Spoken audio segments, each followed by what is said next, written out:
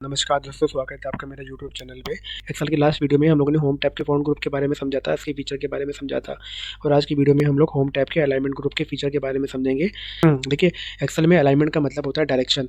यानी कि जब भी आपसे कोई ये बोल रहा है कि आपको अपने डेटा के अलाइनमेंट को सेलेक्ट करना है, इसका मतलब वो आपसे इनडायरेक्टली ये बोल रहा है कि आपको अपने डेटा के डायरेक्शन को सेलेक्ट करना है। एक्सेल में हमारे टॉप अलाइनमेंट, फिर हमारे पास होता है सेंटर अलाइनमेंट, फिर हमारे पास होता है बॉटम अलाइनमेंट। ओके। और इन अलाइनमेंट के अंदर भी हमारे कुछ अलाइनमेंट के टाइप्स होते हैं।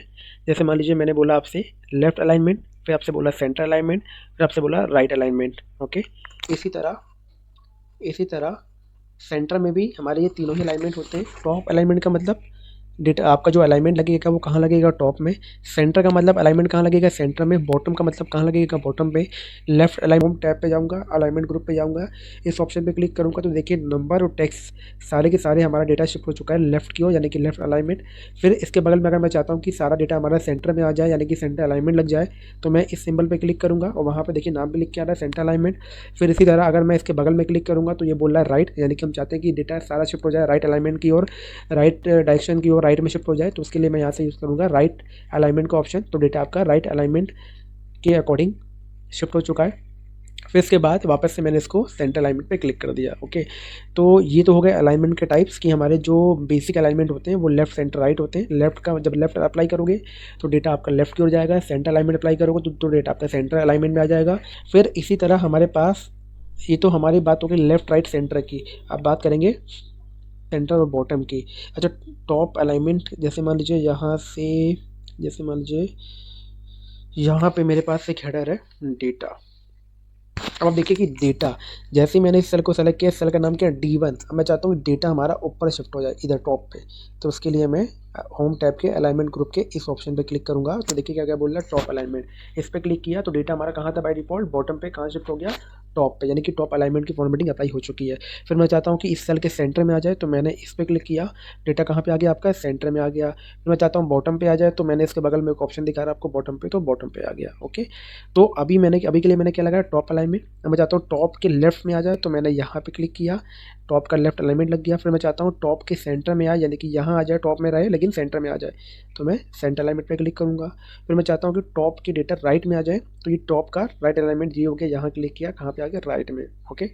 ऐसे ही बात करेंगे आप सेंटर में, कि सेंटर का लेफ्ट अलाइनमेंट चाहिए, यानी कि डेटा आपका सेंटर में रहे, इधर रहे, लेकिन इस रेंज के अकॉर्डिंग डेटा आपका लेफ्ट में आ जाए। तो मैंने सेंटर अलाइनमेंट अप्लाई किया और इसके नीचे लेफ्ट अलाइनमेंट अप्लाई किया। तो डेटा सेंटर में तो है सेल के, लेकिन सेंटर के सेल के कहाँ पे है, लेफ्ट में। फिर सेंटर में क्लिक करूँगा तो सेंटर के सेंटर अलाइनमेंट में आ जाएगा, और राइट पे क्लिक करूँगा तो सेंटर के राइट अलाइनमेंट में आ जाएगा। फिर ऐसे मैं चाहता हूँ डेटा आपके नीचे आ जाए, यानी कि बॉटम पे आ जाए। तो इसके लिए इसके बगल में एक ऑप्शन दिखा रहा है बॉटम अलाइनमेंट। बॉटम के डेटा कहाँ आ चुका है, राइट में। मैं चाहता हूँ बॉटम के सेंटर में यहाँ पे आ जाए, तो सेंटर अलाइनमेंट पे क्लिक करूँगा। फिर चाहता हूँ कि सेंटर बॉटम के सेंटर से लेफ्ट में आ जाए, तो यहाँ क्लिक करूँगा। तो इस तरह टॉप अलाइनमेंट के लिए मैं ये यूज़ करूँगा, और सेंटर अलाइनमेंट के लिए ये यूज़ करूँगा, और बॉटम अलाइनमेंट के लिए ये यूज़ करूँगा। लेफ्ट अलाइनमेंट या सेंटर अलाइनमेंट या राइट अलाइनमेंट। ओके। तो इसके बगल में देखिए एक ऑप्शन है आपको रोटेट करने का। जैसे मैं चाहता हूँ कि अपने डेटा के हेडर को रोटेट कर दूँ, जिससे कि डेटा हमारा थोड़ा और इंटरेक्टिव लगे।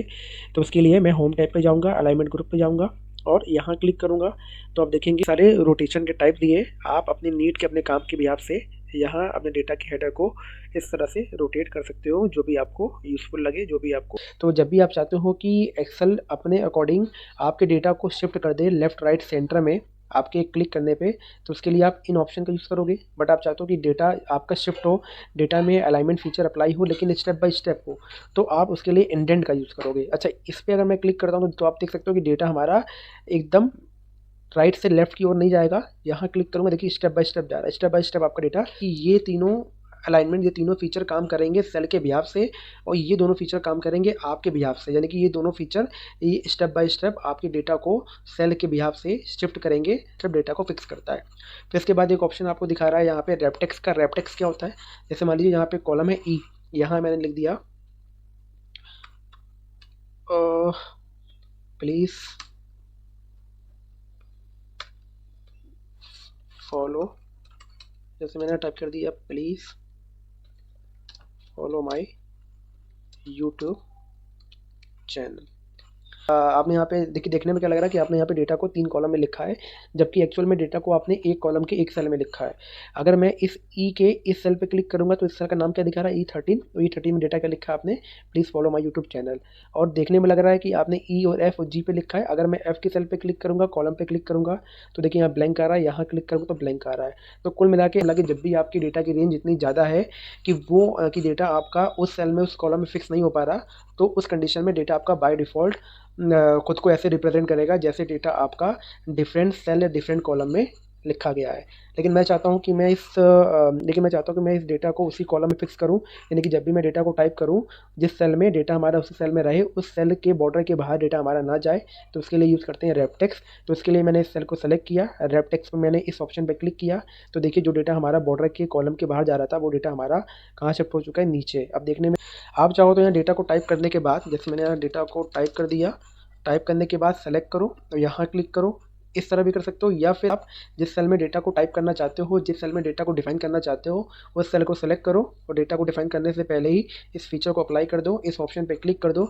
तो जब भी आप डेटा को टाइप करोगे और अगर आपके डेटा का साइज़ बड़ा है तो डेटा आपका उस कॉलम के बाहर जा रहा है ऐसा नहीं दिखाएगा, डेटा आपका बाय डिफ़ॉल्ट नीचे वाली रो में शिफ्ट हो जाएगा। तो डेटा इसके बाद हम लोग बात करते हैं मर्ज एंड सेंटर की। देखिए मर्ज का मतलब क्या होता है, जब भी हम चाहते हैं कि दो या दो से ज़्यादा कॉलम, सेल या रो को मिला के एक सेल, एक कॉलम या एक रो बनाए, तो उसके लिए यूज़ करते हैं मर्ज का। और जब मैं इस सेल को मर्ज करूँगा तो मेरी सेल का एड्रेस केवल एक होगा, क्योंकि मैंने उस कंडीशन में सेल को मर्ज कर दिया है, सेल को मिला के एक सेल बना दिया है। तो उसके लिए मैं उस एरिया को सेलेक्ट करूँगा जिसको मर्ज करना है, होम टैब पे जाऊँगा, इस ऑप्शन पे क्लिक करूँगा, ड्रॉप डाउन पे क्लिक करूँगा और पहले ऑप्शन को सेलेक्ट कर लूँगा, मर्ज एंड सेंटर। तो देखिए इसने क्या किया कि उतने एरिया की सेल को मिला के एक सेल बना दी।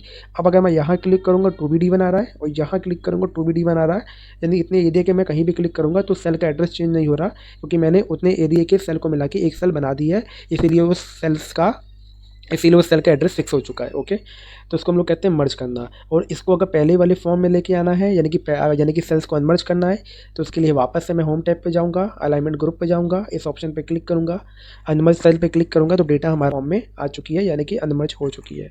तो मर्ज करने के लिए क्या किया था मैंने, सेलेक्ट करने के बाद होम टैब पर गया था और इस ऑप्शन पर क्लिक करने के बाद मर्ज एंड सेंटर पर क्लिक कर दिया था। आप चाहो तो यहाँ पे थर्ड ऑप्शन पे भी क्लिक कर सकते हो, मर्ज सेल पे भी क्लिक कर सकते हो, भी हमारी सेल क्या हो जाएंगी, मर्ज हो जाएंगी। और यहाँ पे जैसे मैंने यहाँ टाइप कर लिया डेटा, और अब मैं यहाँ डाल देता हूँ डेटा का हेडर। तो अभी के लिए मैंने यहाँ डाल दिया डेटा, और अब इसको सेलेक्ट करिए, टॉप अलाइनमेंट लगाइए और फिर यहाँ से आप साइज़ चाहो तो बढ़ा सकते हो। अब देखिए ऊपर स्पेस थोड़ा कम आ रहा है, नीचे स्पेस थोड़ा ज़्यादा आ रहा है, क्योंकि मैंने केवल टॉप अलाइनमेंट लगाया है।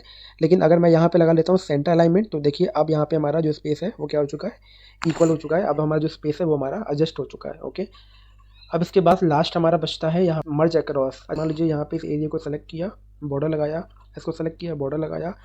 अब अगर मैं इस एरिया को सेलेक्ट करता हूँ, और अब देखिए इसमें कॉलम के बॉर्डर भी आ रहे हैं और रो के बॉर्डर भी आ रहे हैं। अगर इस एरिया को मैंने केवल किया मर्ज एंड सेंटर, तो इसने रो और कॉलम की लाइन यानी बॉर्डर को उड़ाकर रिमूव करके एक सेल बना दी।